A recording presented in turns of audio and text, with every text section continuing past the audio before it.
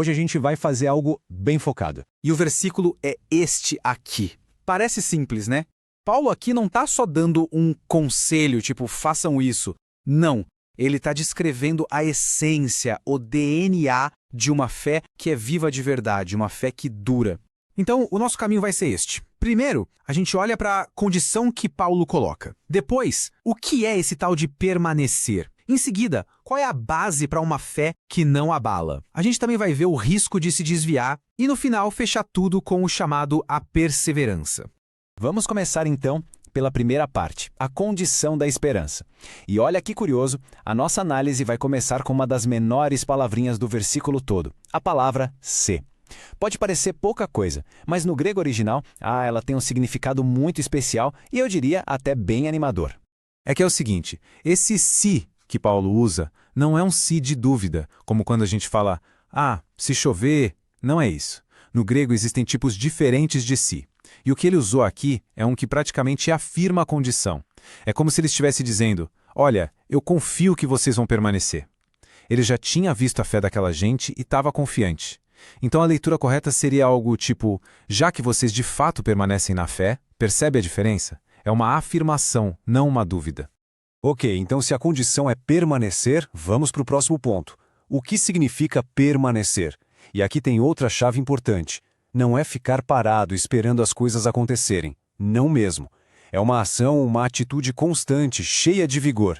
No grego, a palavra é epimeno. Pensa nela como insistir, continuar com garra, não largar o osso. Para Paulo, a fé não é uma coisa que a gente recebe e pronto, acabou. Não, é um engajamento ativo, uma decisão que se toma todo dia.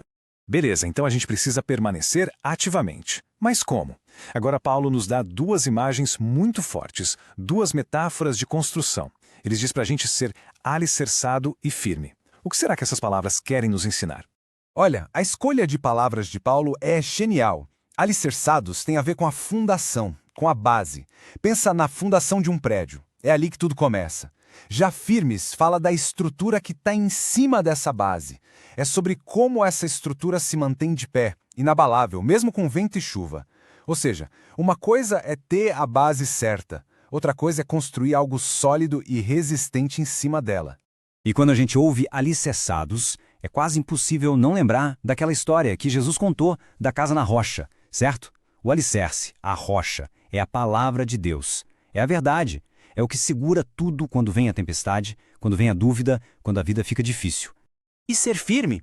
Isso também nos lembra de outro trecho, lá em 1 Coríntios 15, quando Paulo fala para a gente ser firme, inabalável. Essa firmeza não é só para aguentar o tranco, sabe? É para ser ativo, para produzir, para fazer a diferença, com a certeza de que esse esforço todo tem um propósito maior. Mas a pergunta é, por que tanta ênfase nisso? Por que Paulo se preocupou em dizer tudo isso? É porque existia um perigo real no ar. A comunidade de Colossos estava sendo bombardeada por ideias que tentavam tirá-los do caminho simples e poderoso do Evangelho. A escolha que eles tinham que fazer era muito clara. De um lado, estava a esperança do Evangelho, que é sólida, baseada em Cristo. Do outro lado estavam as soluções humanas.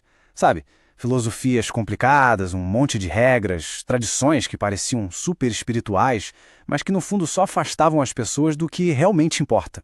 E aqui está um ponto muito importante. A mensagem de Paulo vai na contramão de qualquer ideia de que a salvação é algo automático e passivo. Muito pelo contrário. A maior prova de uma salvação verdadeira é justamente essa perseverança, essa fé que continua de pé, firme, até o fim. Certo. Então vamos juntar todas as peças agora. O que essa análise toda de um único versículo significa para nós hoje? Paulo nos deixa um chamado bem claro, bem prático. Um chamado à perseverança. O caminho para uma fé firme, então, passa por aqui. Primeiro, a gente precisa entender que a fé não é um evento isolado, mas uma caminhada contínua. Segundo, é preciso praticar essa perseverança, insistir, lutar pela fé, especialmente nos dias difíceis. E terceiro, construir nossa vida sobre a rocha, sobre a palavra, porque é isso que vai nos tornar firmes e inabaláveis. E tudo isso nos leva a uma pergunta final. Uma pergunta para a gente levar para casa e refletir. Não é uma pergunta fácil, mas talvez seja a mais importante da vida cristã. Como a gente pode, na prática, no nosso dia a dia, cultivar uma fé que seja ao mesmo tempo alicerçada na verdade e firme para aguentar os desafios e as ideias tortas que aparecem? Fica aí a reflexão para cada um de nós. Como está o nosso alicerce? Quão firme a nossa construção se mantém? Se este nosso estudo te ajudou de alguma forma, se foi edificante, considere curtir e compartilhar. Assim, essa mensagem de perseverança pode chegar a mais gente e fortalecer outras pessoas também.